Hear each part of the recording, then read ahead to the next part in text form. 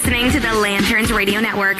We are the network dedicated to empowering the individual, illuminating the truth, defending American exceptionalism, and inspiring future generations. Stay connected and get involved at lanterns.buzz for great radio. Get commentary and news of the day. Lanterns.buzz.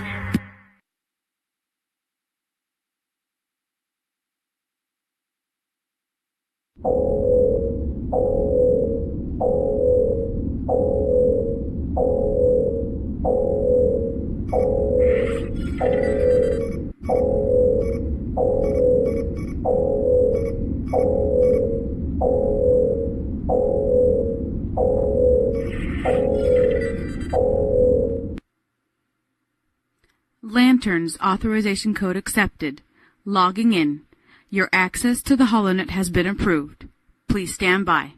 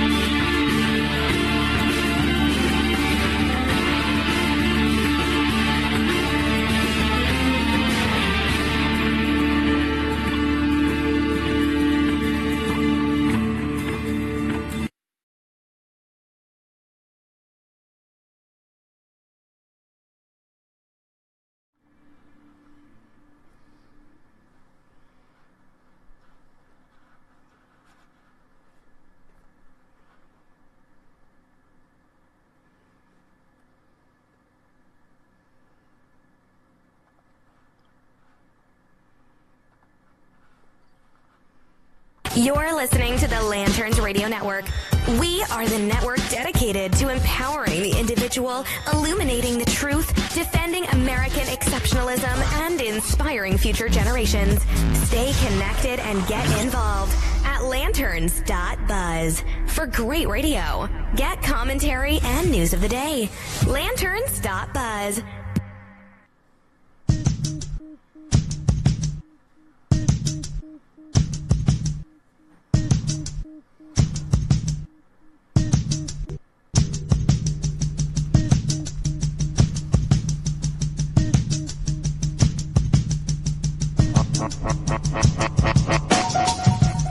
Good afternoon, everybody. You're listening to the HollowNet podcast here on the Lanterns Media Network. From Phoenix, Arizona, I'm your host, Matt Holloway. Did want to let you know today we're going to be diving in headlong to the budget considerations that went through the House last week, because we have to seriously ask the question, does the Republican Party even know how to conservative anymore? Based on that vote, I'd say no. We're going to dig into that. We're also going to discuss a little bit the contentious race for Congressional District 8 here in Phoenix. That is to replace the outbound Trent Franks. All that and more here on the HollowNet podcast on the Lanterns Media Network. Stick around.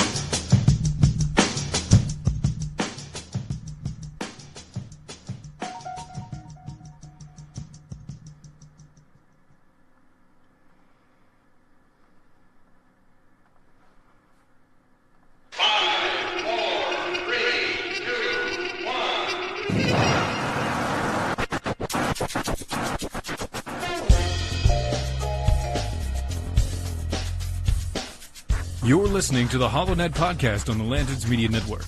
The new conservative resistance begins right here, right now.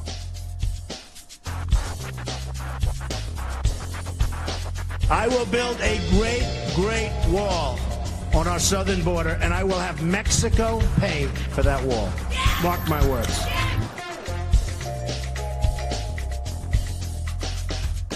The American people are frustrated because their elected officials don't listen. When we're home on the campaign trail, we say we listen. And yet something about this Senate floor, something about Washington, D.C., I don't know if it's the water, something in the air, the cherry blossoms, but people get here and they stop listening to the American people.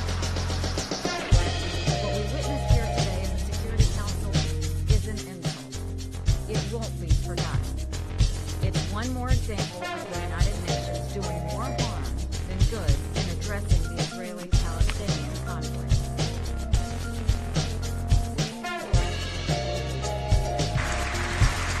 My duty, and the sacred duty of every elected official in this chamber, is to defend Americans, to protect their safety, their families, their communities, and their right to the American dream. Because Americans are dreamers too.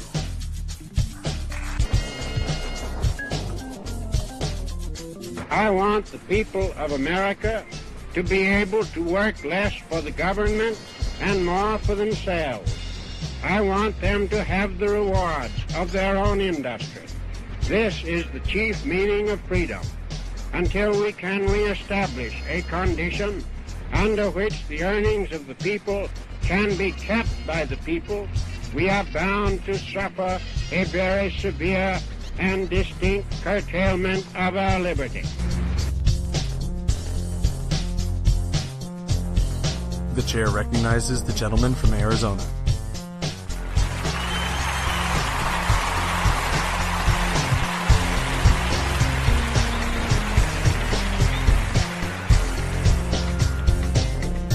Thank you, everyone. Thank you. Senators, members of Congress, Mr. Speaker, and Mr. President. You had one damn job. Seriously.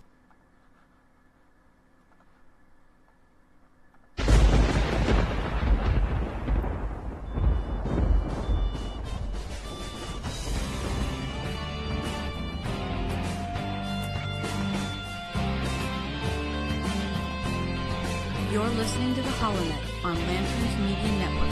The Millennial Conservative Resistance begins here.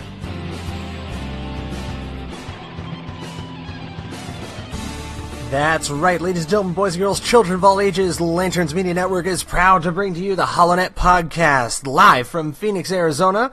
Beautiful, again, unseasonably warm Phoenix, Arizona. Hey, at least the day started out a little cold. I mean, got out there, played with the kids. It was like in the 70s, and then by like lunchtime, we're edging up toward almost 90. I mean, it's like 5 minutes of spring or fall, and then summer instantly. And winter, I think, lasts about a month and a half, maybe, tops. As opposed to, you know, the 3 months that the rest of the freedom-loving world seems to get. But I live in Arizona. No winter. Anyway, coming to you this morning, a little bit distressed, admittedly. A little bit distressed with what we've seen from Washington, D.C. of late. I mean, we really do have to sit back and examine now. Since the election of President Trump, since the Tea Party wave, since we seemingly won the war. I mean, we won the fight as conservatives. We fought well, damn it, and we won, and we got our man in office. We got majorities in both the House of Representatives and the Senate, so we should expect the most conservative, the most pro-American, the most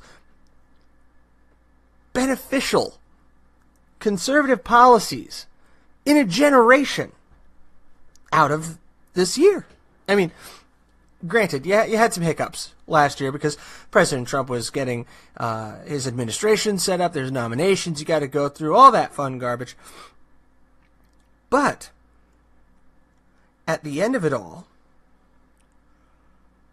I mean, there's the matter of the tax break, which I felt was a fantastic piece of legislature. I think giving people a $1.5 trillion tax break is excellent. But as I've stated in other shows prior to this, where is the other hand? Where is the subsequent massive spending cut that needs to occur in order to make this fiscally responsible? And I'm trying to find it. We go to stories like Business Insider. A colossal waste of time. Senators blast Rand Paul for pushing government into brief shutdown. Because the government very briefly shut down at about 3 o'clock in the morning. And, they're pinning the second government shutdown of 2018 on him. And it wasn't incredibly complicated at all. What Rand Paul was objecting to was the massive increase in spending, nearly $300 billion over the current limits over 2 years, that came with the budget deal and its impact on the national debt. Essentially, Rand Paul was being the fiscal conservative that Rand Paul always is. But I think this is a case of the entire party now, or at least the party leadership, has moved to the center. Now, was that to be kind of expected with President Trump in office? Probably. Because President Trump is a deal maker, so that means you're fighting for the middle ground. And I think that's what he's doing right now. He's middling in order to get what he wants, in order to get the wall, in order to get immigration reform.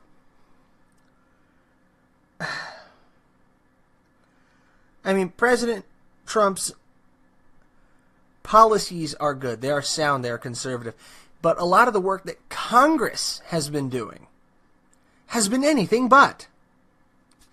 We've massively increased the debt.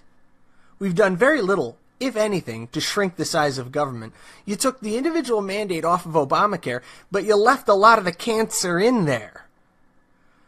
I mean, a lot of the death that's going to bring down our fiscal house is still baked in to Obamacare. It's going to take decades to weed it all out. And that work needs to be done. Now, the budget package, the budget deal, despite Senator Rand Paul's delay, eventually passed the Senate by an overwhelming vote before it passed to the House, where it was passed around 5:30 a.m. Eastern Time. So all this took place on Friday, February 9th. So this past Friday. All right? Now, what I want to see, and which I'm having a little bit of trouble finding, is the exact roll call vote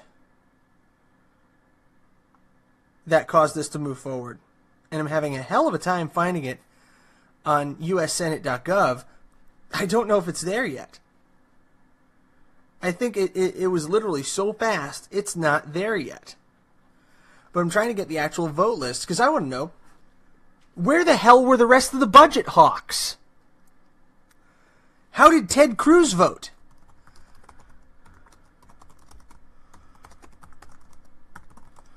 I'm just going to Google it. Did he vote for the budget deal? Yes, he did, according to his own website, dated February 8th. Washington, D.C. U.S. Senator Ted Cruz issued the following statement. After much consideration, I will reluctantly vote for this legislation. The bill contains major victories if hurricane relief and restoring vital defense spending were the only elements of this bill. I would be supporting it energetically and enthusiastically. Unfortunately, in addition to funding these critical priorities, the bill also unnecessarily balloons the deficit. So, this is the problem with our government. It's that you can't be a fiscal hawk and say, fine, shut it down. I agree with President Trump in that respect. Fine, shut it down. No true fiscal conservative should be afraid of the phrase, shut it down. Shut it down every day. I jumped on Twitter on the 9th, when this happened, and I pitched it to the people. I pitched it to my followers on Twitter. By the way, if you want to follow along, tweet at the HollowNet. I'm there pretty much every day, tweeting things out. And I tweeted out a suggestion that I think is going to fall on completely deaf ears and nobody's going to follow through with.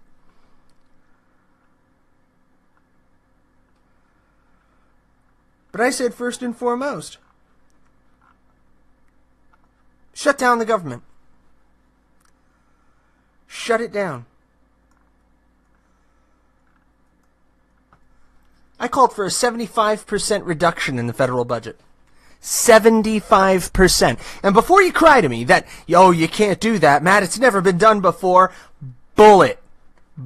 That's what we say in my house instead of the excrement of a bovine. We say bullet. And the kids still haven't gotten the reference, but they're young yet. But it absolutely has been done. It was done by one of our greatest presidents, Silent Cal himself, Calvin Coolidge. Calvin Coolidge didn't just cut the size of government once, he cut it twice. He cut the government in half, and then he cut the government in half again. Do the math, kids. That's a 75% reduction in the budget. It is doable. It can be done. If you strip everything off of the table, except for what is explicitly called for in the Constitution, the most minimum government possible, you wind up with the proper conservative constitutional government. And that is what this particular millennial is going for, this millennial constitutional conservative. I tweeted out, at Rand Paul is right. I say we cut the federal budget by 75%. Or $3 trillion, with a debt of $14.7 trillion plus a deficit of $666 billion, gee, lucky number there.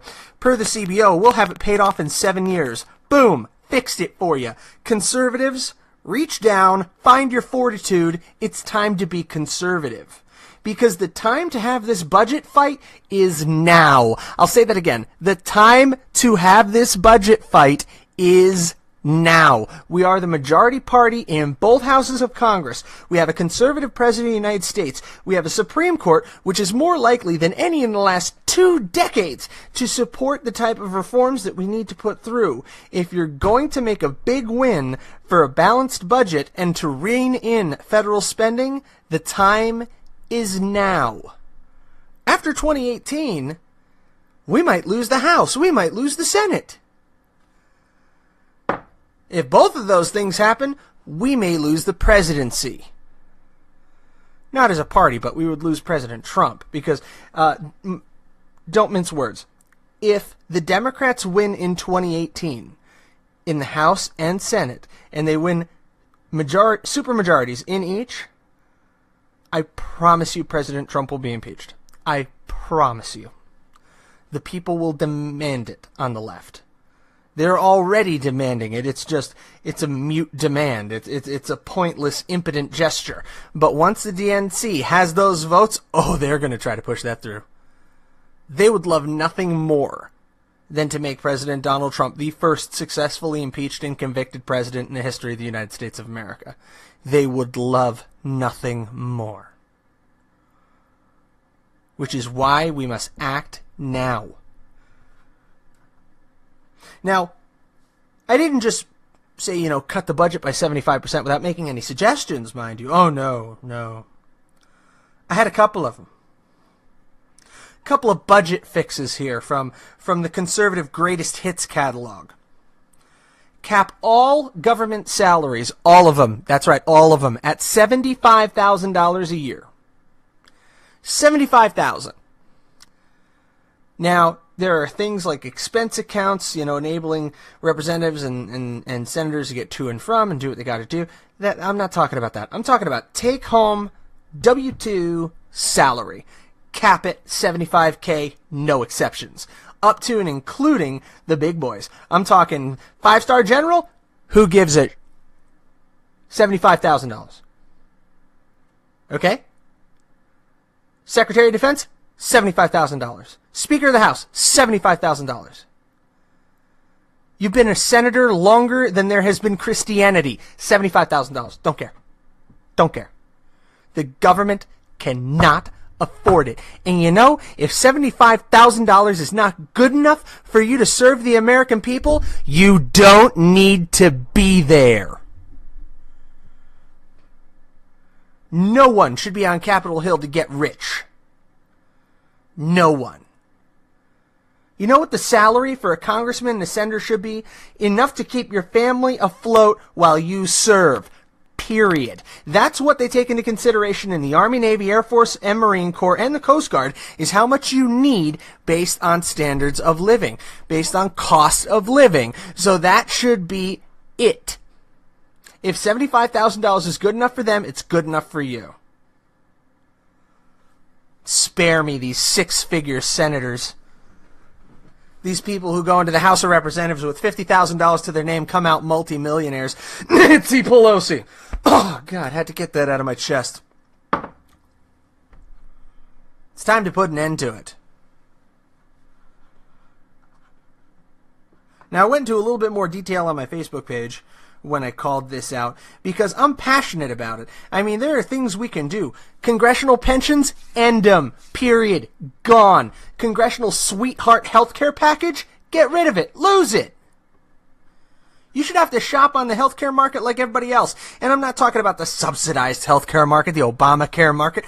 BS. You should be able to pull up your own Blue Cross Blue Shield agent, just like I do, get in touch with a Humana rep, hashtag not a sponsor, hashtag not a sponsor, and get yourself a regular health plan at the regular rate for an individual family. And then see how quick we get some dang health reforms. Then see how quick they come down on the insurance companies when they actually have to really pay for it. When they have to really buy it themselves. Let's see how quick that happens. Let's see tort reform happen the first time they actually have to pay a doctor bill. Okay?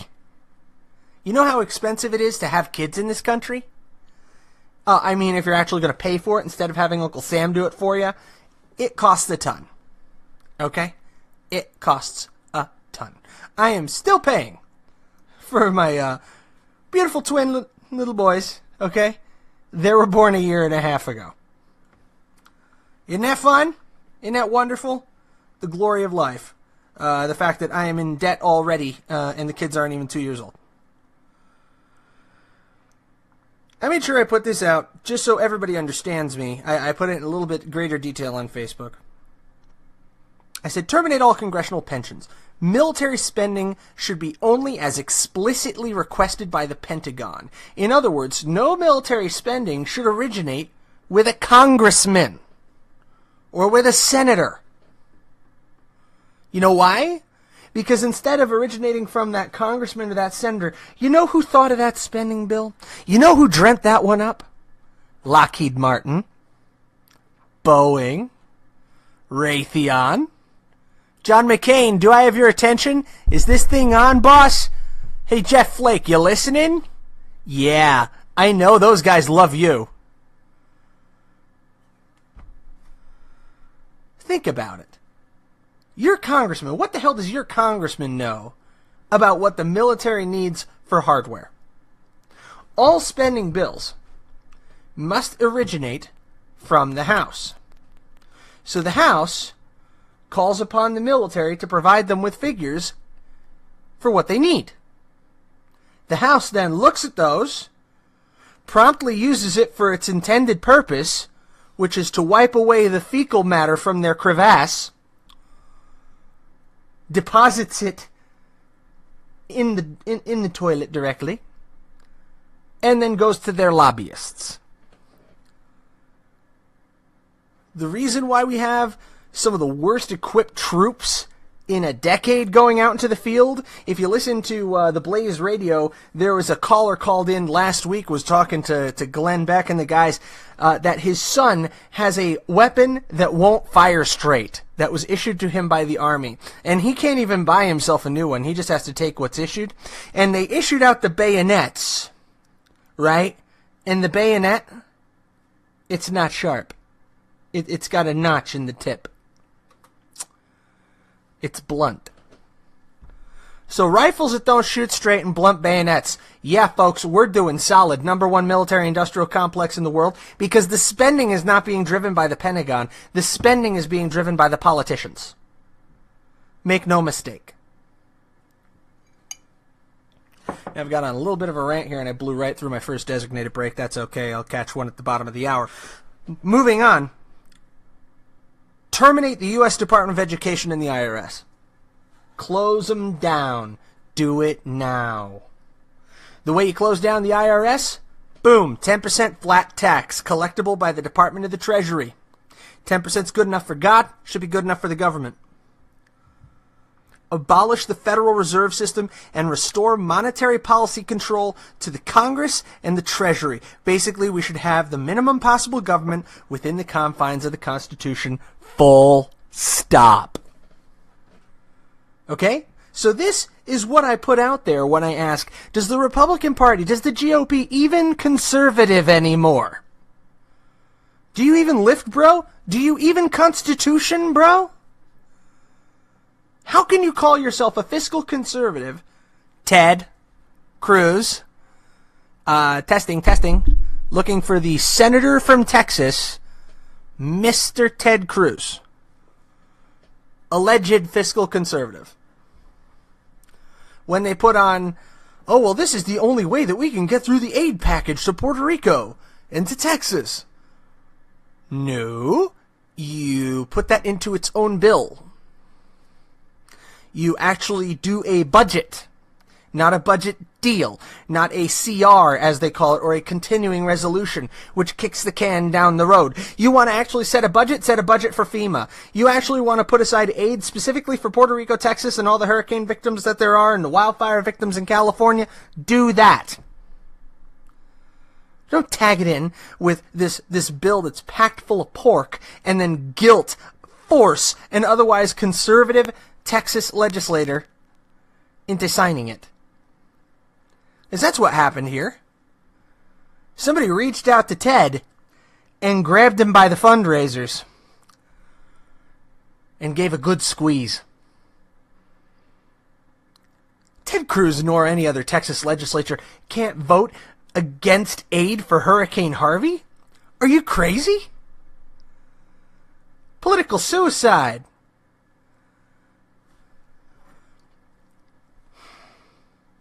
It kills me. It really does kill me. When we look at the situation on its face, where for the first time in a decade, we have a GOP president, we have a GOP Senate, GOP House, and heck, we even got a right-leaning judge appointed to the Supreme Court.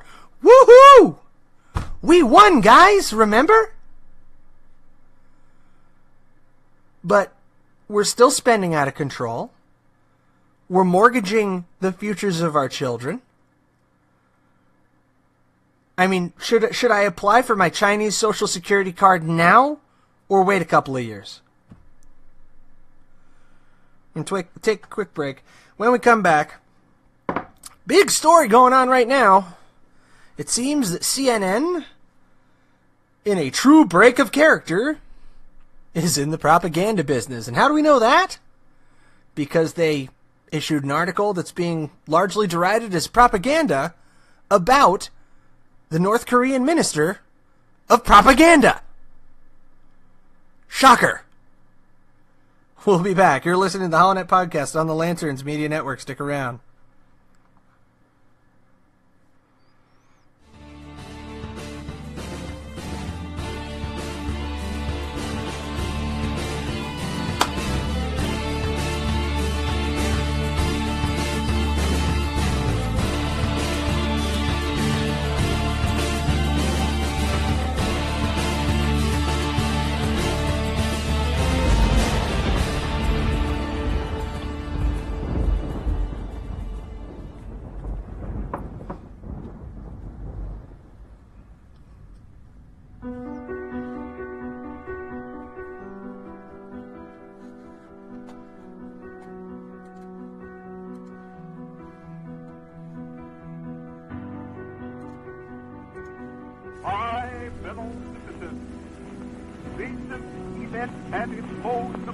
Patriotic people of this country, a responsibility and a duty greater than that of any civil war. It is the common people of the world that are interested in this business. They know when we have war, it is they that have to bear the burden. It's their sisters and mothers and daughters that have to wait, trembling, to hear the news. We are called as a people to give testimony in the sight of the world to our faith that the future shall belong to the free. Since this century's beginning, a time of tempest has seemed to come upon the continents of the earth. I would remind you that extremism in the defense of liberty is no vice. And let me remind you also that moderation in the pursuit of justice is no virtue.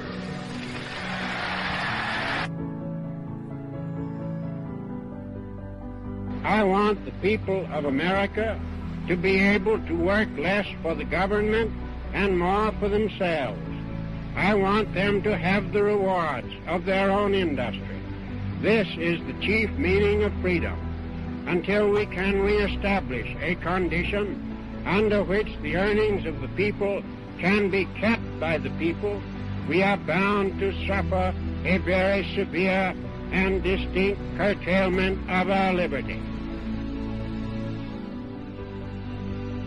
You're listening to the HollowNet podcast on the Lanterns Media Network.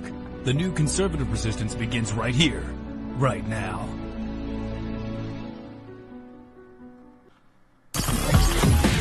You're listening to the Lanterns Radio Network. You're listening to the Lanterns Radio Network. We are the network dedicated to empowering the individual, illuminating the truth, defending American exceptionalism, and inspiring future generations. Stay connected and get involved at lanterns.buzz. For great radio, get commentary.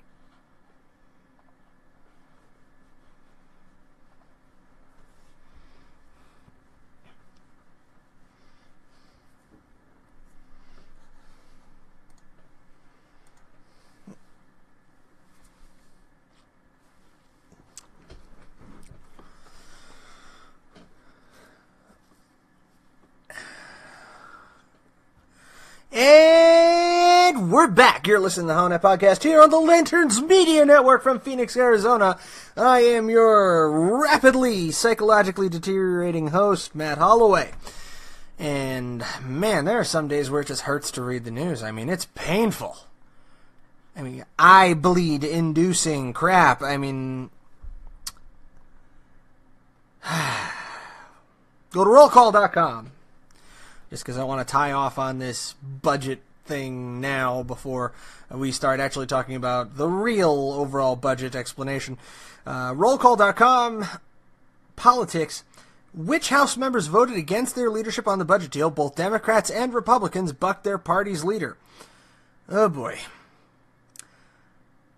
The House's early Friday morning passage of the bill to reopen the government after a brief shutdown was not your typical budget vote deal. Unlike similar measures in Congress has passed in recent years to lift sequestration spending caps and suspend the debt ceiling, this one drew a limited amount of Republican opposition and minimal Democratic support. Typically, it's the opposite. A sizable number of House Republicans, usually a third to half of the conference, would vote against such a deal, and the vast majority of Democrats would normally support it. But only 29% of House Republicans voted against the budget deal Friday that hitched a ride on a six-week stopgap funding measure, and 62% of House Democrats voted against it. Folks, something is terribly wrong here. Now, we're going to continue to hear about, the dueling memos going in between the House Republicans, House Democrats, on the Intelligence Committee, ding, ding, ding, ding, ding, ding, ding. And that's going to go on for quite some time.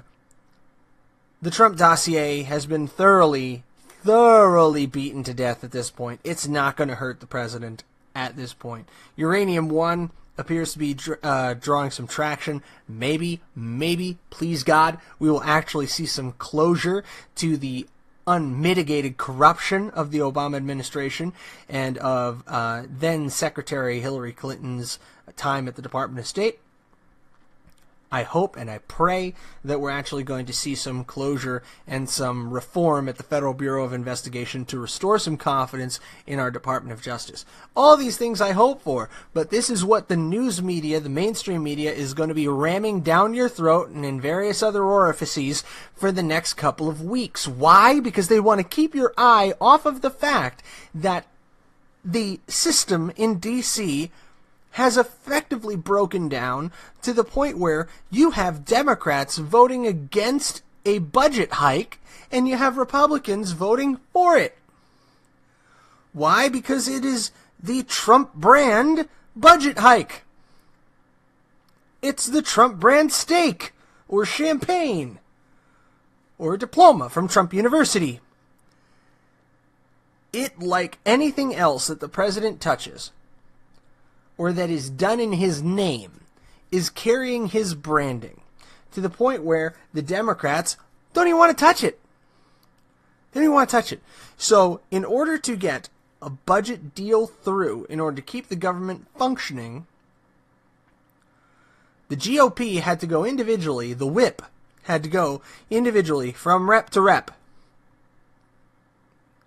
We need you to vote for this one, because we know we don't have the Democrat support. And if there's a long-term government shutdown, we're going to get slammed for this. Folks, historically speaking, the majority party wins in a shutdown. It's the minority party that gets slammed. Why are you helping them? Because at the end of the day, all you're doing is helping the DNC. When you put up a huge inflationary budget, $300 billion in spending. Billion with a B. It's not the way. I implore Republicans, find your conservative roots. You know where they are? They're in your constituencies. They're in your town hall meetings. Listen to the people that are telling you to slash the budget, to cut out the government, to get it out of their lives. And listen. President Trump has done a lot of great conservative things since he got in office. Reduction in regulation, that's a very conservative thing. That's outstanding. His foreign policy moves, very solid from a conservative standpoint. Nikki Haley at the UN's doing an amazing job. But what in the name of God happened to Congress? Just like that Ted Cruz quote that I put in the montage at the beginning. Seems like when you get to D.C., you forget to listen to the people. You say you're gonna, but you don't. Now, moving along this big item in the news, definitely have to touch on it because, oh man, when even HuffPo gets to call out CNN, you know something's good. You know it's good. When even HuffPo has to point to their ideological allies and decry that something is rotten in Denmark, you know something's bad. And lo and behold, they have. HuffPo reporting on it, CNN reporting on it themselves, Fox News following up as well, that there is substantial backlash to an early article that was put out about the head of the North Korean propaganda arm, which would be the elder sister of the supreme leader of North Korea, Kim Jong-un.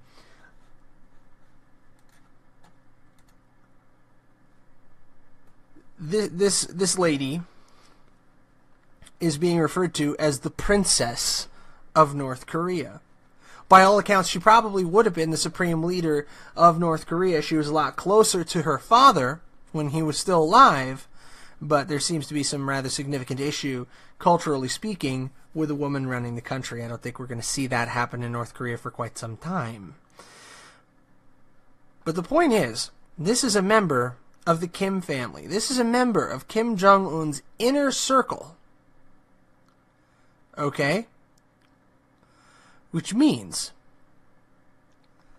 that at some point or another, she has doubtlessly, without question, either ordered somebody's death, been aware of somebody's death being ordered, orchestrated it, covered it up, done something horrifically evil in order to be there. You don't get this high in a totalitarian government, in a dictatorship, without having your hands simply drenched in blood. And they're calling this woman the Ivanka Trump of North Korea. Think on that just for a beat, okay? CNN reports, listen to this lead. If diplomatic dance were an event at the Winter Olympics, Kim Jong-un's younger sister, sorry, I thought she was older, would have been favored to win gold. With a smile, a handshake, and a warm message in South Korea's presidential guestbook, Kim Yo-jong has struck a chord with the public just one day into the Pyeongchang Games. She wrote, I hope Pyongyang and Seoul get closer in our people's hearts and move forward the future of prosperous unification. Seen by some as her brother's answer to America's first daughter Ivanka Trump, Kim 30 is not only a powerful member of Kim Jong-un's kitchen cabinet, but also a foil to the perception of North Korea as antiquated and militaristic. How can you be a foil to a perception that is actually fact? North Korea is antiquated and is militaristic. These aren't just fancy notions that are pulled out of the sky. This is a fact-based analysis of the country. They're a military junta dictatorship. Their technological level is equivalent to most countries, insofar as what is deployed to the actual citizens, most countries in the 60s. The internet for the people is largely non-existent, if applicable, is heavily restricted to a national intranet.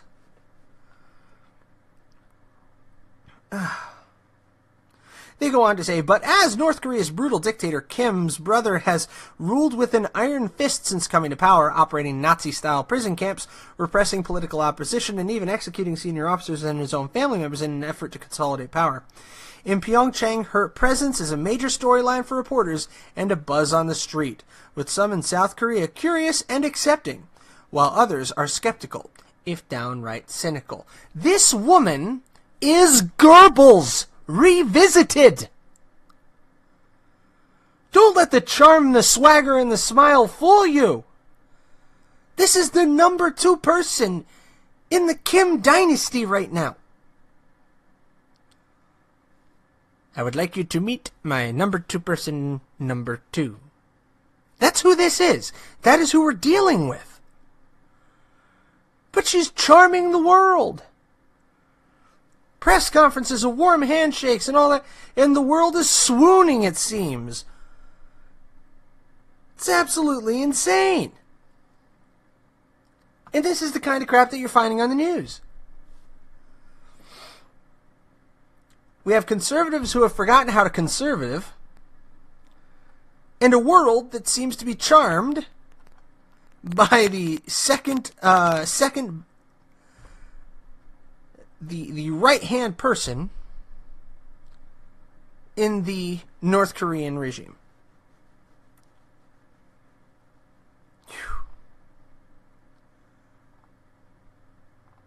Now, CNN does a good job of breaking down the family ties here, but then goes into this full paragraph of North Korea's Ivanka Trump. Now, how much of a dig at President Trump is this? When you're taking the first daughter of the United States, who, granted, has a de facto sort of tie to the administration as their goodwill ambassador, so to speak, and travels the world on matters of state, you're taking Ivanka Trump and comparing her to the head propagandist of North Korea, who plays an intrinsic and institutional role in the government, has massive power, massive sway over the decisions of her brother, and is likely a lethal woman in her own right. And you're comparing her to the rich socialite daughter of the President of the United States. Let that sink in. Okay? The number 2 person in the North Korean regime, in power, in authority, in ranking, so you know that some of the people that were killed at her brother's order, that order passed through her on the way down. And this is what you're comparing the first daughter of the United States to. Cheers, CNN. Way to morally equivocate someone who is complicit in the mass imprisonment of her own people in what you, in your own story, called Nazi-style camps, who is no doubt indirectly and directly responsible for many, many deaths. And you just compared her on equal terms to the rich socialite daughter of the President of the United States. Bad day to be Ivanka Trump, man. Bad day. How the two can even be mentioned in the same sentence is staggering. Boggles the mind. I don't know a ton about Ivanka Trump, but I really doubt she's ever actually murdered anybody, or ordered their death, or put a smokescreen up over the fact that her people are starving, or tried to paint a pretty picture of those picturesque camps up in the mountains where slaves are working to death. Yeah, for the love of God. CNN just penned the most egregious propaganda piece about the lead propagandist of North Korea. What is this insane effort to legitimize the Kim dynasty? Is that's what this looks like. This looks like full tilt work by CNN to legitimize the Kim dynasty and try to normalize them. No, they're not normal. They starve their people so they can build up their military and test their third-rate nuclear weapons and make themselves feel like a much bigger global power than they really ever will be. But go ahead. Keep comparing her to the president's daughter. And take a quick break. When we come back, we're going to talk a little bit about the CD8 race here in Arizona. Trying to line up a couple of interviews with some of the prospective candidates, but I haven't been able to make that work thus far. We're going to work onto that into next week. And we'll touch on what's trending on Twitter. I know the Olympic Games are rather large right now and in charge. And we're also going to just lightly overview what we can look forward to in the next 2 weeks from a political standpoint. Coming to you from the edge of the Sonoran Desert in beautiful Phoenix, Arizona, I'm your host, Matt Holloway. This is the HollowNet Podcast on the Lanterns Media Network.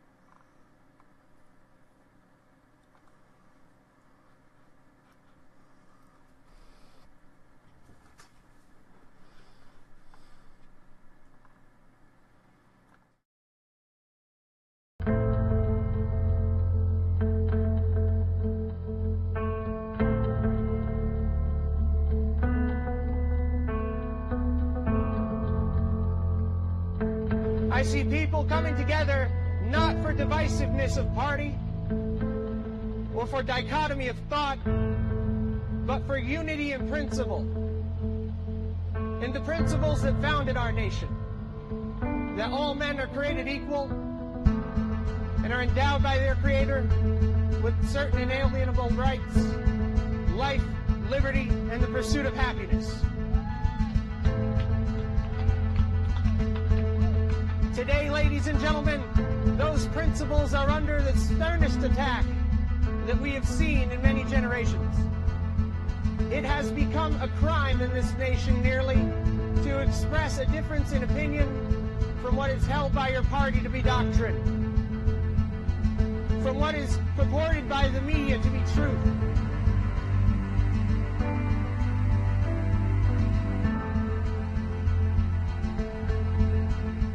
We have an opportunity to reach out to our fellow Americans regardless of their creed and regardless of their political inclinations, and unite as Americans, not as Republicans or as Democrats, as liberals or conservatives, but to unite around the principles that have guided this nation so well.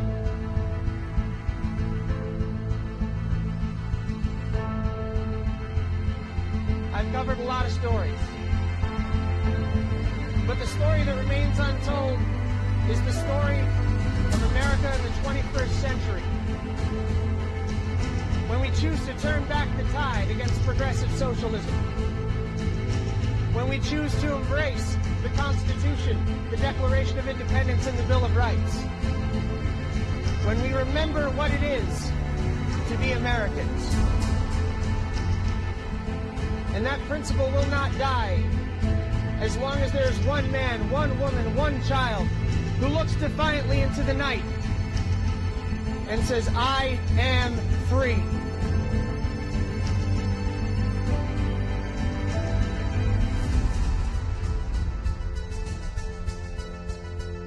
You're listening to the HollowNet podcast on the Lanterns Media Network. The new conservative resistance begins right here, right now.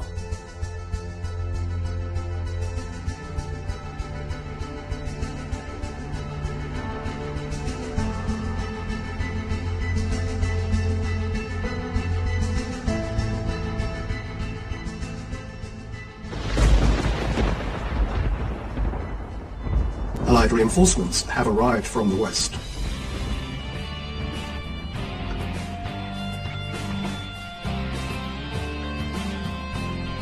You're listening to the HollowNet on Lanterns Media Network. The Millennial Conservative Resistance begins here.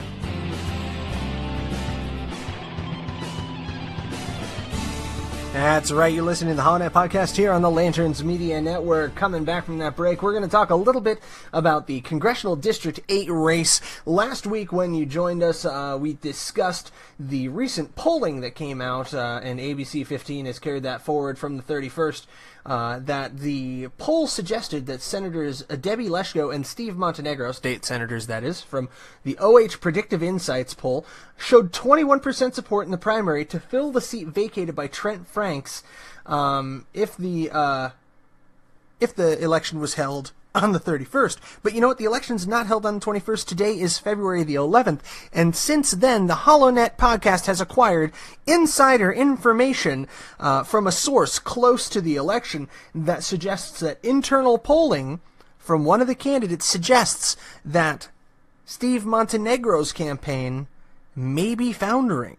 We've also been informed that as it stands now on Sunday, that the senator from LD13 was absent at a critical rally in the past few days. Very notably so, after receiving concerted criticism online for his support of the National Popular Vote Interstate Compact. Now, the National Popular Vote Interstate Compact was a state-to-state agreement which would have altered the way the election played out into a popular vote-driven system, as its name implies. It would have changed the state's rules because each state instructs, through their legislature, their electoral representatives how to vote, whether it is a split vote, whether it's winner-take-all.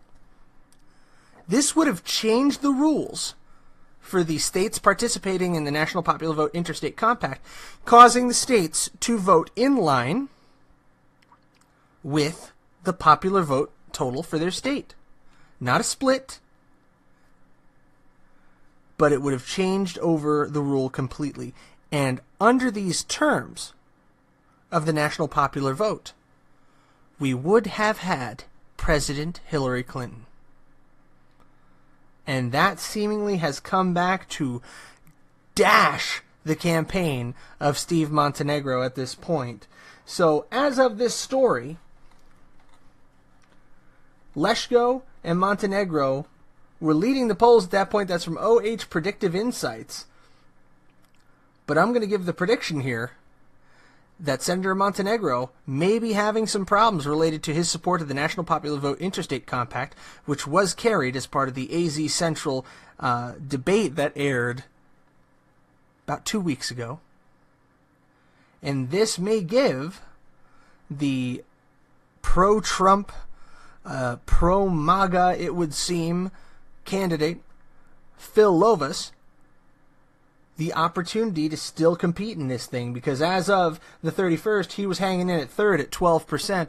The race could be changing, and we could be looking at a Leshko front-running race with Phil Lovis trailing behind and Steve Montenegro behind him. So it looks like fighting for second and third. It appears right now that Debbie Leshko, as of this morning, is definitely the front-runner.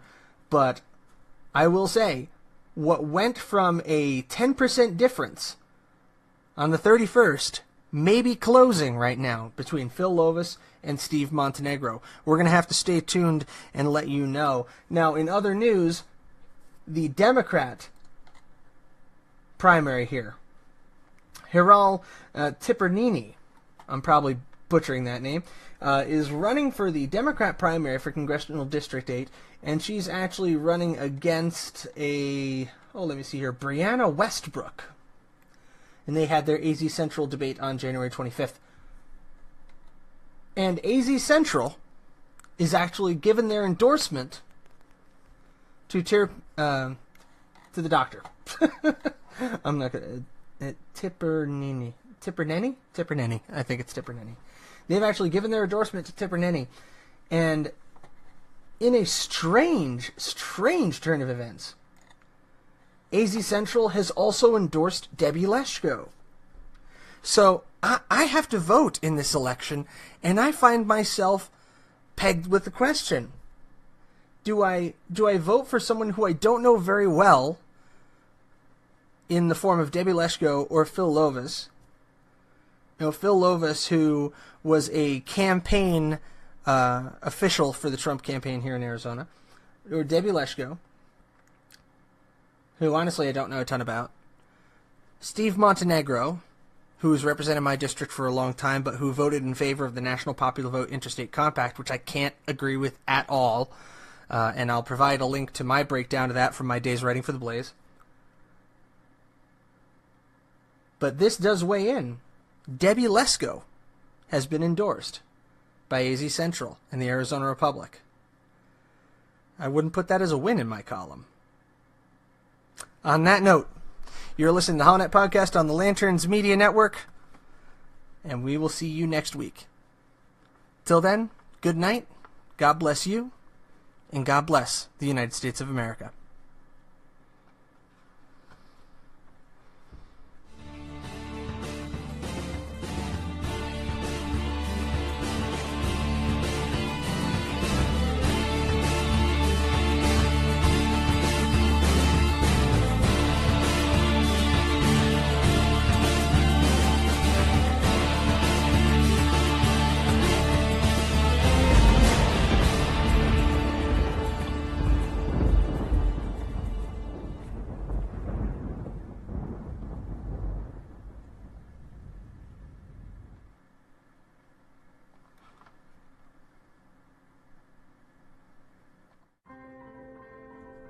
Hey everyone, this is Matt Holloway, and I hope you're enjoying our podcast so far. It's been exciting putting this together for you, and I'm looking forward to many more to come. I did want to let you know that in setting up the HollowNet and getting everything launched here, we've gone ahead and set up a page on Patreon.com. Now, if you haven't heard of Patreon, Patreon is a website that's similar to other crowdfunding sources that allows you to support on a month-to-month basis those sources, those artists, and those groups that you really care about and that you're passionate about. And I hope that we can ignite passion in a lot of people to become more involved in the political process, and also to become involved in the conversation and to keep that political dialogue alive.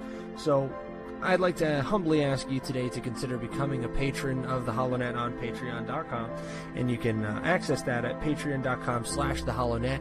We have various levels of patronage. You can become a patron for as little as $1 a month, which unlocks exclusive content for the Patreon community, such as a feed of patron-only content. Then you have a $5 option, which gives you behind-the-scenes access to blog about the different inspirations that we have. It'll give you access to patrons-only polling. And then we have a $10 option, which gives you a signed digital poster plus everything else. $20 option, which gives you naming the credits on the site and all other rewards. And we even have a segment sponsor package available on Patreon, which is $125 a month, which entitles you and your business to a 60-second ad as a segment sponsor during the podcast, of course, subject to content approval. So if you would like to become a patron of the HollowNet, we would be greatly thankful to you, and it's going to go toward a solid cause of generating this sort of millennial constitutional conservative content that is so lacking in our media today. So thank you for your time, for your consideration, and for being a part of the HollowNet. Here we hold the line against the night, and the millennial conservative resistance begins here.